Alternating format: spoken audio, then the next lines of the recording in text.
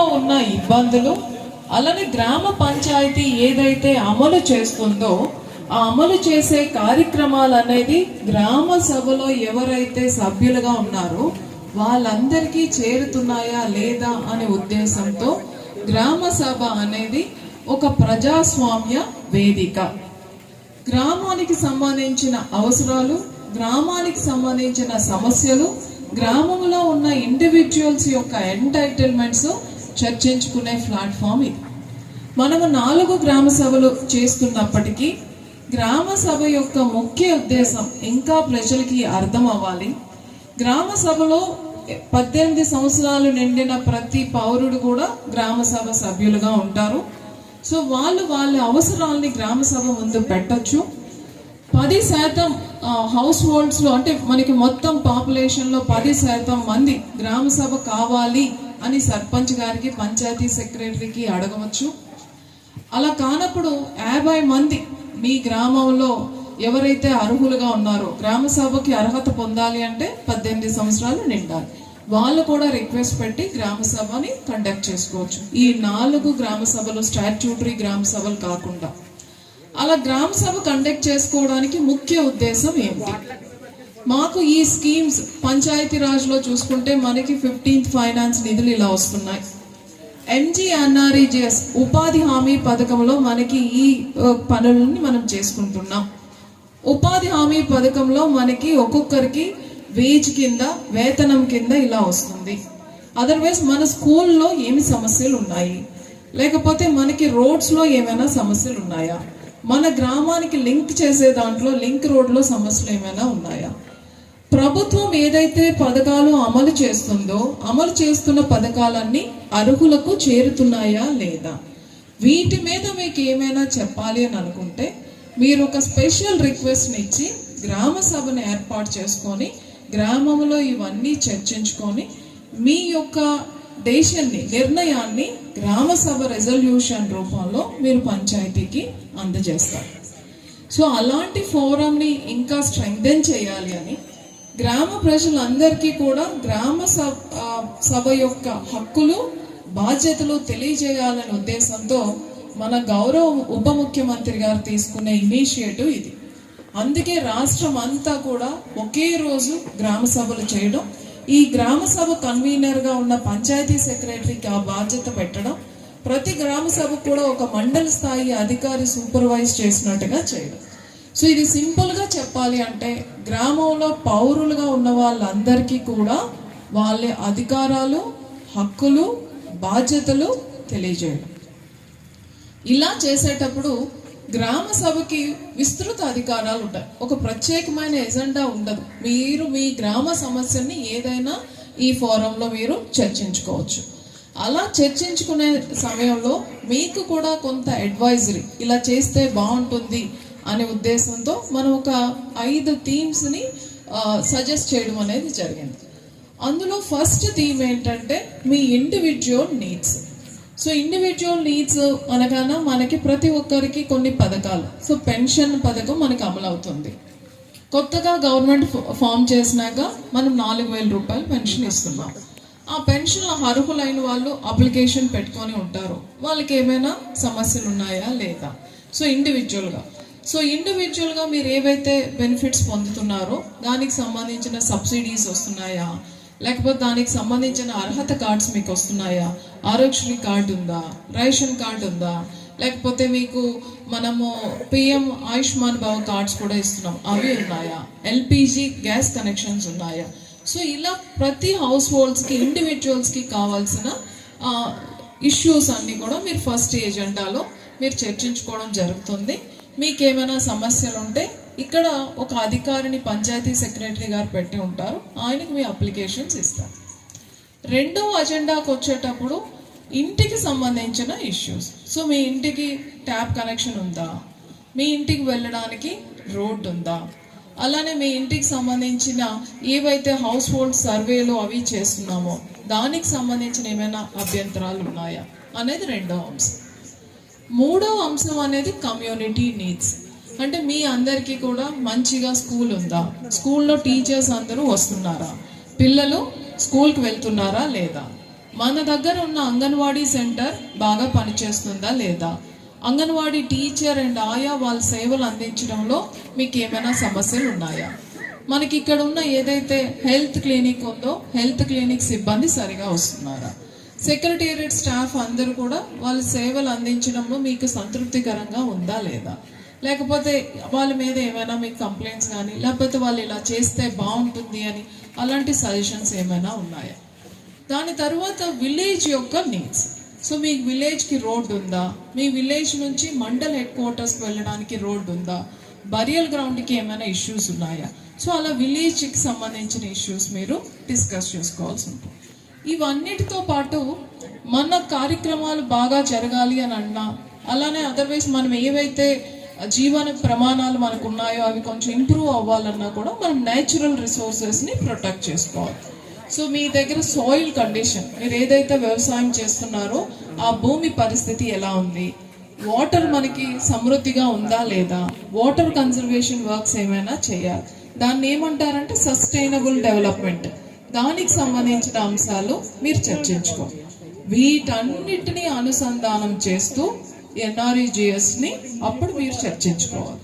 So job cards ఎంతమందికి ఉన్నాయి, అందరికీ కూడా 100 రోజులు పని దినాలు వస్తున్నాయా లేదా, 100 రోజులు పని దినాలు చట్ట ప్రకారం మనకి ఎంటైటిల్మెంట్ అయినప్పుడు 100 రోజులు పని దినాలు ఎందుకు రావటం లేదు, మన గ్రామంలో సరైన పనుల జాబితా షెల్ఫ్ ఉందా లేదా, లేకపోతే షెల్ఫ్ ఐడెంటిఫై చేసుకోవడం. ఒకవేళ తక్కువ పని దినాలు ఉంటే మన గ్రామంలో ఉన్న ఎస్సీ ఎస్టీ బీపీఎల్ ఫ్యామిలీస్కి ఎక్కువ ఇంపార్టెన్స్ ఇచ్చి వాళ్ళకి 100 రోజులు చేసుకోవడం. 100 రోజుల పని అనేది మనకి ఎన్ఆర్ఈజేఎస్ గైడ్ లైన్స్ ప్రకారం చేసుకొని మనం కొన్ని కమ్యూనిటీ ఎసెట్స్ని మనం క్రియేట్ చేసుకోవడం. బరియల్ గ్రౌండ్ లెవెలింగ్, కొన్ని ఫామ్ పాండ్స్. మన కాటకోటేశ్వరం గ్రామంలో గ్రామ సభ నిర్వహించుకుంటా ఉన్నారు. ఆ గ్రామ సభకు అధ్యక్షత వహించినటువంటి సర్పంచ్ శ్రీ కోయల వెంకటేశ్వర గారికి, అట్లాగే స్పెషల్ ఆఫీసర్ గారు ఉన్నారు. అలాగే మరి ఈనాటి కార్యక్రమానికి ముఖ్య అతిథులుగా విచ్చేసినటువంటి మన మంత్రి వర్యులు శ్రీ కందుల దుర్గేష్ గారు, అలాగే మేడం కలెక్టర్ మేడం గారికి, అలాగే వేదిక మీద ఉన్నటువంటి ఇద్దరు పెద్దలకి, వారితో పాటు ముఖ్యంగా ఇక్కడ ఈ కార్యక్రమానికి విచ్చేసినటువంటి కాటకోటేశ్వరం ప్రజానీకం అందరికీ, మహిళలు, చిన్నారులు, పెద్దలు అందరికీ పేరు పేరున నాకు నమస్కారాలు తెలియజేసుకుంటా ఉన్నాను. ఈరోజు చాలా సంతోషం. మరలా గ్రామ స్వరాజ్యం పరిడవిల్లేటటువంటి దిశగా మన పంచాయతీరాజ్ శాఖ మాత్యులు, మన ఉప ముఖ్యమంత్రి అయినటువంటి శ్రీ కొణిదెల పవన్ కళ్యాణ్ గారు ఈరోజు గ్రామ సభలు నిర్వహించాలని ఒక నిర్ణయం తీసుకోవటం అంటే, ఈ 5 సంవత్సరాల్లో గ్రామ స్వరాజ్యం ఎక్కడుందో మనందరికీ తెలుసు. ప్రభుత్వాలు పంచాయతీలకి డబ్బు ఇవ్వాలి, కానీ పంచాయతీ డబ్బుల్ని ప్రభుత్వాలు లాగేసుకున్నటువంటి పరిస్థితిని గత 5 ఏళ్లలో మనం చూసాం. ఇంచేతంటే ఒక గ్రామానికి సర్పంచ్గా సర్పంచ్ అనుభవాలు ఏంటో తెలిసి ఈ విషయం మీకు చెప్తా ఉన్నాను.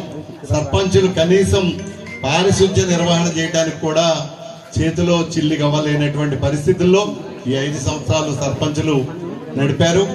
ఆ వ్యవస్థని మార్చడం కోసం ప్రజల్లో ఒక రకమైనటువంటి ఏదైతే మరి 5 ఏళ్ల బాధ ఉందో దాన్ని కాదు, మనల్ని ఏదైతే ప్రభుత్వం పరిపాలిస్తూ ఉందో, మన నాయకులు ఉన్నారో మన కోసం ఆలోచిస్తూ ఉన్నారనేది ఈవేళ ప్రజలకు తెలియాలనేటటువంటి ఉద్దేశం మీద మళ్ళీ గ్రామంలో అభివృద్ధి, సంక్షేమం అన్నీ కూడా పరిడి వెళ్ళాలనేటటువంటి ఉద్దేశం మీద పవన్ కళ్యాణ్ గారు ఈ నిర్ణయం తీసుకోవడం జరిగింది. వారికి ఈ సందర్భంగా మనందరి తరఫున ధన్యవాదాలు తెలియజేస్తా ఉన్నాను.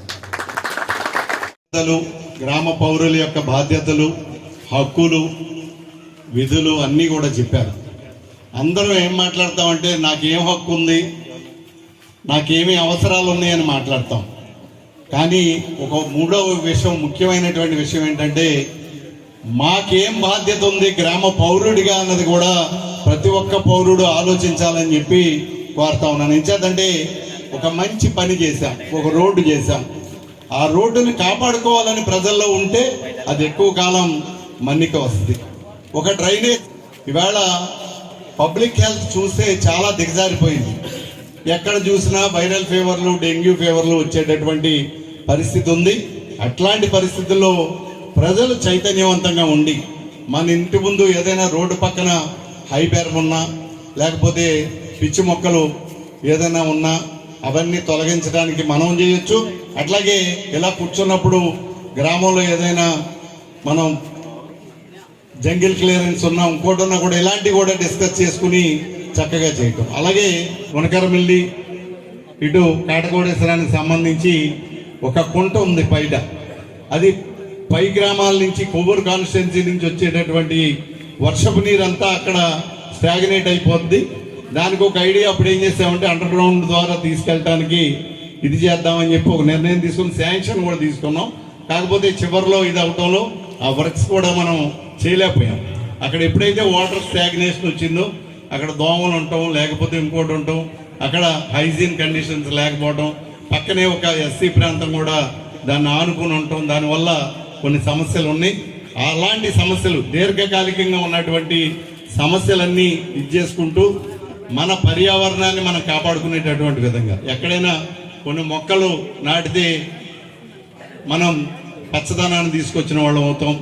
పరిశుభ్రమైనటువంటి వాతావరణం కావాలంటే పని చేయటం ఒక ఎత్తు, చేసిన దాన్ని కాపాడుకోవడం అన్నది ప్రజల బాధ్యత. అది దృష్టిలో పెట్టుకుని మనం ఏదైనా పడవేసేటప్పుడు ఆ ప్రాంతం అవునా కాదా అన్నది పడవేయాలి. ఏదైనా గార్బేజ్ ఉంటే గార్బేజ్ కలెక్షన్ సెంటర్ ఉంటుంది.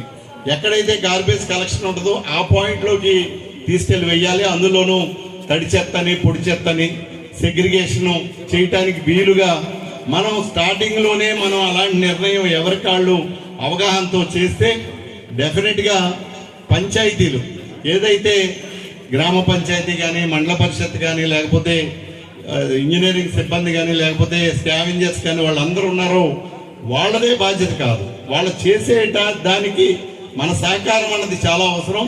దానికి మనం అందరం కూడా సహకరించేటటువంటి విధంగా చేయాలని చెప్పి మిమ్మల్ని అందరినీ కూడా కోరుకుంటూ నాకు ఈ అవకాశం ఇచ్చిన ప్రతి ఒక్కరికి పేరు పేరున నాకు నమస్కారాలు తెలియజేసుకుంటూ సెలవు తీసుకుంటాను.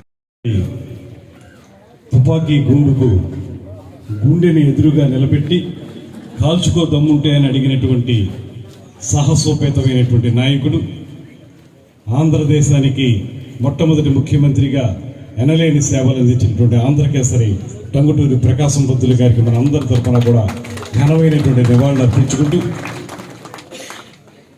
ఈరోజు ముఖ్యమంత్రి గారు, ఉప ముఖ్యమంత్రి గారు రాష్ట్రంలో ప్రజాస్వామ్యం ఫరిడి వెళ్ళాలనేటువంటి ఆలోచనతో ఒక అద్భుతమైనటువంటి కార్యక్రమాన్ని ఇప్పటికే ఉండి అమల్లో సరిగ్గా లేనటువంటి గ్రామ సభ అనేటువంటి కార్యక్రమాన్ని పునరుద్ధరణ చేసి అధికారంలోకి వచ్చిన వెంటనే ఆ కార్యక్రమానికి శ్రీకారం చుట్టినటువంటి సందర్భంలో ఈ కార్యక్రమానికి విశిష్ట అతిథిగా విచ్చేసినటువంటి మన కలెక్టర్ గారు అన్ని సమస్యల మీద స్పష్టమైనటువంటి అవగాహన ఉండి ఆ సమస్యల్ని పరిష్కరించడానికి ఒక ఉన్నతాధికారిగా సరైనటువంటి నిర్ణయాలు తీసుకునేటువంటి శ్రీమతి ప్రశాంతి గారికి, అదేవిధంగా 2 పర్యాయాలు ఈ ప్రాంతానికి శాసనసభ్యునిగా అనితర సాధ్యమైనటువంటి కార్యక్రమాలను నిర్వహించినటువంటి పెద్దలు శ్రీ బూరుపల్లి శేషారావు గారికి, వేదిక మీద ఉన్నటువంటి 50 మంది అధికారులకు, అనధికారులకు, రాజకీయ ప్రముఖులకు, అన్నిటికంటే మించి ఈ గ్రామ అభివృద్ధి కోసం మేము సైతం పాలు పంచుకుంటామని విచ్చేసినటువంటి 50 మంది గ్రామస్తులకి, మహిళా తల్లులకి అందరికీ కూడా శిరస్సు ఉంచి నమస్సుమాంజలు తెలియజేస్తా ఉన్నాం. 73, 74 రాజ్యాంగ సవరణలో మనకి ప్రధానంగా చెప్పినటువంటి మాట, ఎక్కడైనా అది గ్రామమైనా, పట్టణమైనా, నగరమైనా ఆ ప్రాంతాల్లో అభివృద్ధి జరగాలంటే ప్రజల యొక్క ప్రత్యక్ష పార్టిసిపేషన్ తోటే ఆ అభివృద్ధి కార్యక్రమాలు జరగాలనేటువంటి మాట స్పష్టంగా లిఖించబడింది. దాన్నే మనం గ్రామ సభ అంటున్నాం. అంటే ఒక గ్రామం తాలూకు అభివృద్ధి కానీ, సంక్షేమం కానీ ఏ రకంగా ఉండాలనేటువంటి ఆలోచన పైనుంచి వచ్చేటువంటి నాయకులు, పైనుంచి వచ్చేటువంటి అధికారులు చెప్పడం కాదు. స్థానికంగా క్షేత్రస్థాయిలో ఎవరైతే ఆ గ్రామంలో నివసిస్తున్నటువంటి గ్రామస్తులు ఉన్నారో వారు చెప్పాలి, మాకు ఇది కావాలి, ఈ రకంగా మా గ్రామాన్ని మేము అభివృద్ధి చేసుకుందాం అనుకునేటువంటి ఆలోచన చేస్తున్నాం. అదేవిధంగా మా బాధ్యతలను కూడా మేము నిర్వర్తిస్తాం అనేటువంటి మాటతోటి ముందుకు వస్తే దాన్ని గ్రామ సభ అంటున్నాం. ఆ గ్రామ సభలోనే ఏ నిర్ణయం అయినా తీసుకోవాలనేటువంటి మాట చాలా కాలంగా మనకి చెప్తున్నప్పటికీ కూడా ఆచరణలోకి వచ్చేటప్పటికీ గ్రామ సభ ఉండదు. మామూలుగా పైనుంచి మనకు ఒక ఆదేశం రావటం, దాన్ని కింది స్థాయిలో అమలు చేయటం, అంతేగాని కింద నుంచి ఇది మాకు కావాలని అడిగిన దాన్ని పైదాకా తీసుకెళ్లి పైనుంచి ఒక నిర్ణయాన్ని తయారు చేసుకోవటం అనేటువంటి విధానం మనకు లేదు. టాప్ డౌన్ అప్రోచే కానీ బాటమ్ టాప్ అప్రోచ్ లేదని అంటుంటారు చాలాసార్లు ఇంగ్లీష్లో. ఆ అప్రోచ్ లేనటువంటి సందర్భంలో ఇవాళ ప్రజలకి అధికారం ఇవ్వాలనేటువంటి ఆలోచనతోటి రాజకీయాల్లోకి వచ్చినటువంటి మన ఉప ముఖ్యమంత్రి పంచాయతీరాజ్ శాఖ మంత్రులు శ్రీ కొణిదెల పవన్ కళ్యాణ్ గారు ఒకే పర్యాయం ఒకే రోజు ఈ రాష్ట్రంలో ఉన్నటువంటి అన్ని గ్రామ పంచాయతీల్లో కూడా గ్రామ సభలను ఏర్పాటు చేసుకుని ఆ సభల ద్వారా మా గ్రామానికి ఈ కార్యక్రమాలు కావాలనేటువంటి మాట ప్రజల నుంచే తీసుకుని దాన్ని రాబోయే రోజుల్లో ఒక్క రోజులోనే అన్ని చేస్తారని కాదు, లేకపోతే ఒక నెలలోనే అన్ని చేస్తారని కాదు, మీ యొక్క ఆలోచనలు ఏమిటో తీసుకుని వాటి ప్రాధాన్యత క్రమాన్ని నిర్ణయించుకుని ఒక్కొక్కటి గ్రామంలో అమలు చేయడానికి వీలుగా ఈ గ్రామ సభల్ని నిర్ణయించుకోవాలి, నిర్వహించుకోవాలనేటువంటి మాటని మన పవన్ కళ్యాణ్ గారు చెప్పిన మీదట దీన్ని ఒక అద్భుతమైనటువంటి కార్యక్రమంగా ఇవాళ ఈ రాష్ట్రంలో అన్ని గ్రామాల్లో కూడా నిర్వహించుకోవడం జరుగుతుంది. కేవలం మన కాటకోటేశ్వరం గ్రామంలో మాత్రమే కాదు, రాష్ట్రంలో ఉన్నటువంటి అన్ని గ్రామాల్లో ప్రతి ఒక్క గ్రామంలో కూడా ఈ కార్యక్రమం జరుగుతుంది. దీంట్లో భాగంగా ఇంతకుముందు కలెక్టర్ గారు చాలా విశదీకరించి చెప్పారు. దాంతోపాటు శేషారావు గారు కూడా బాధ్యతల గురించి కూడా చెప్పారు. ఈ రెండింటిని దృష్టిలో పెట్టుకోండి. ఇప్పటికే మనం పార్టీ అధికారంలోకి వచ్చిన తర్వాత, ఈ ప్రభుత్వం వచ్చిన తర్వాత మనం ఎక్కడైతే అవకాశం ఉంది గ్రామాల అభివృద్ధి చేయడానికి అనేటువంటి చూసి కొన్ని నిధులు మనకి మహాత్మా గాంధీ గ్రామీణ ఉపాధి హామీ పథకం ఏదైతే ఉందో ఎన్ఆర్ఈజిఎస్, ఆ పథకం కింద కొంత నిధుల్ని తీసుకురావచ్చు అనేటువంటి ఆలోచన చేసి పంచాయతీరాజ్ శాఖ మంత్రులు పవన్ కళ్యాణ్ గారితో మాట్లాడి మన నియోజకవర్గానికి రమారమి 11 కోట్ల రూపాయల నిధుల్ని తీసుకొచ్చాను నేను అనేటువంటి మాటను మీకు తెలియజేస్తున్నాను. అందులో చాలా గ్రామాల్లో మనం కార్యక్రమాలు నిర్వహించుకుంటున్నాం. ముఖ్యంగా కాటకురం గ్రామంలో ఇవాళ రమారమి 25 లక్షల రూపాయల నిధులతోటి ఇక్కడ కార్యక్రమాలను నిర్వహించబోతున్నాం. అయితే ఇందులో నేను హానెస్ట్గా ఒప్పుకునేటువంటి మాట ఒకటి ఏంటంటే, నిధులు ఎక్కడ మనకు తొందరగా తెచ్చుకోకపోతే ఇబ్బంది పడతామనేటువంటి ఆలోచనతోటి పలానా రోడ్లు వేయించుకోవడానికి నిధులు కావాలని అడిగి తెచ్చుకున్నటువంటి మాట వాస్తవం. అయితే దీంట్లో మీ భాగస్వామ్యం కొంచెం తక్కువగానే ఉంది. అయితే ఇక్కడి నుంచి మనం చేసేటువంటి ప్రతి కార్యక్రమం కూడా ఏదైతే గ్రామ సభ అంటున్నామో అందులో భాగంగా రాబోయే రోజుల్లో ఇప్పుడు జరుగుతున్నటువంటి కార్యక్రమాలతో పాటు శాంక్షన్ అయి అవి మనం అమల్లోకి వస్తున్నటువంటి కార్యక్రమాలు ఎటు జరుగుతాయి, వాటితో పాటు రాబోయే రోజుల్లో ఏ కార్యక్రమాలు చేసుకోవాలి. చాలా సందర్భాల్లో నాకు ఇక్కడ కనపడేది, ప్రతి గ్రామంలో కూడా కనపడేది, మేము ఎన్నికల సమయంలో వెళ్ళినప్పుడు శేషారావు గారు నేను కూడా డ్రైనేజ్ వ్యవస్థ గురించి ఎక్కువగా మాట్లాడతాం. రోడ్డు ఉంటే డ్రైన్ లేదు, డ్రైన్ ఉంటే రోడ్ లేదు. రోడ్డు డ్రైను రెండు ఉంటేనే మనకి ఆ రోడ్డు 10 కాలాల పాటు నిలబడుద్ది. అదేవిధంగా మన మురుగునీరు బయటికి వెళ్ళేదానికి అవకాశం ఉంటుంది. ఆ డ్రైన్ల వ్యవస్థ ఒకటి బాగు చేసుకోవాలనేటువంటి మాట చాలా మంది స్పష్టంగా చెప్తా ఉన్నారు. అదేవిధంగా పొంత రోడ్లు కొన్ని, ఆ పొంత రోడ్లని బాగు చేసుకుని సరైనటువంటి మార్గంగా ఏర్పాటు చేసుకోవాలనేటువంటి మాట కూడా కొన్నిసార్లు చెప్తున్నారు. ఇప్పుడు కూడా మిత్రులు చెప్తున్నారు, కాటకోటేశ్వరం గ్రామంలో మనకున్నటువంటి ఈ పొంత రోడ్లని ఏ రకంగా బాగు చేసుకోవాలనేటువంటి మాట. దీనికి మనకి ఏదైతే గ్రామీణ ఉపాధి హామీ పథకం కింద నిధులు ఉంటాయో అవి కానీ, రాబోయే రోజుల్లో ఇతర నిధులు కానీ, వీటన్నిటినీ కూడా మనం తీసుకొచ్చి గ్రామాన్ని అభివృద్ధి చేసుకోవాలంటే ఏ కార్యక్రమాల్ని ఎప్పుడెప్పుడు నిర్వహించుకోవాలనేటువంటి మాటని మీ ఆలోచనల నుంచి తీసుకుని చేయాలనేటువంటి దానికే ఈ గ్రామ సభను ఏర్పాటు చేయడం జరిగింది. ఇందులో కలెక్టర్ గారు చాలా స్పష్టంగా చెప్పారు ఏ అంశాలు ఇందులో ఉంటాయి, ఏ అంశాల్లో మనం ఆలోచించుకుని చెప్పాలని. దాంతోపాటు ఇంకో ముఖ్యమైన మాట వారు చెప్పింది ఏంటంటే, మీరు కేవలం మేము చెప్పే మాటలు విని చప్పట్లు కొట్టి వెళ్ళిపోవడానికి కాదు ఈ కార్యక్రమం. మీరందరిలో ఎక్కువ భాగం ఎవరైతే మాకు ఈ పలానా కార్యక్రమం కావాలని మీరు కోరతారో ఆ కార్యక్రమాన్ని మేము చేపట్టాలి. అప్పుడే ఇది గ్రామ స్వరాజ్యం అవుతుంది. అంతేగాని మేం చెప్పి మేం చేసేయడం కాకుండా మీ నుంచి ఆ అవసరం ఏంటో గుర్తించి మీరు ఆ అవసరాన్ని మాకు కావాలని మీకు చెబితే దాన్ని మేము చేయాల్సినటువంటి బాధ్యత ఉంది. దాన్ని మీరు అందరూ కూర్చుని రాబోయే రోజుల్లో ఏ ఏ కార్యక్రమాలు చేసుకోవాలనుకుంటున్నారో ఒక విజ్ఞాపన పత్రం ద్వారా తయారు చేసుకుని దాన్ని మాకు అందిస్తే మేము నిర్ణయించి ఎక్కడెక్కడ నిధులు సేకరించగలమో చూసుకుని కలెక్టర్ గారితో కూడా మాట్లాడి పై అధికారులతో మాట్లాడి మన మంత్రులతో ఇతర మంత్రులతో కూడా మాట్లాడి వాటిని సాధించి పెట్టడానికి కృషి చేయడానికి తొలి అడుగు ఈ గ్రామ సభ అనేటువంటి మాటని మీ అందరికీ నేను మనవి చేస్తున్నాను. దయచేసి దీన్ని వినియోగించుకుందాం. ఇందాక కలెక్టర్ గారు చెప్పినట్లుగా సంవత్సరానికి ఒక 4 పర్యాయాలు ఈ గ్రామ సభలను మనం ఏర్పాటు చేసుకోవాలి. ఆ గ్రామ సభలను ఏర్పాటు చేసుకుని ఎప్పటికప్పుడు జరిగిన పనితీరును పరిశీలించుకుని ఏమేం జరగాలనేటువంటి కార్యక్రమాలని మనం చేపట్టినట్లయితే మీరందరూ ఏదైతే ఇప్పటి వరకు 5 సంవత్సరాల కాలం పాటు ఏ రకమైన అభివృద్ధి లేకుండా చాలా మంది గ్రామాల్లోకి వెళ్తే చెప్పారు, శాసనరావు గారు ఎమ్మెల్యేగా ఉన్నప్పుడు వేసి గవర్నమెంట్ది మళ్ళీ ఓటు వేయలేదండి అనేటువంటి మాట చాలా మంది చెప్పారు. ఏ గ్రామంలోకి వెళ్ళినా అటువంటి పరిస్థితులు కాకుండా అనునిత్యం కూడా మీ అభివృద్ధి కోసం కృషి చేయడానికి వీలుగా ఈ ప్రభుత్వం ఇవాళ మన దగ్గర ఏం డబ్బు లేదు. ప్రభుత్వం అంటే బాగా డబ్బు ఉంటుందని మాత్రం అనుకోకండి. మొత్తం ఉన్న డబ్బుని ఊడ్చుకుని వెళ్ళిపోయింది ఆ ప్రభుత్వం. ఎక్కడైనా సరే వేరే డబ్బును కూడా దారి మళ్లించి వాళ్ళ బొక్కసం నింపుకున్నటువంటి సందర్భాన్ని కూడా మనం చూసాం. దాంతోపాటు మీ అందరికీ అనుభవంలో ఉన్నటువంటి మాట, మొన్న జరిగిపోయిన పంటకు సంబంధించినటువంటి ధాన్యాన్ని మీరు అమ్మితే దానికి ఇవ్వాల్సినటువంటి బకాయిలు ఏవైతే ఉన్నాయో ఈ రాష్ట్రంలో రమారమి 1600 కోట్ల రూపాయల బకాయిల్ని గణిత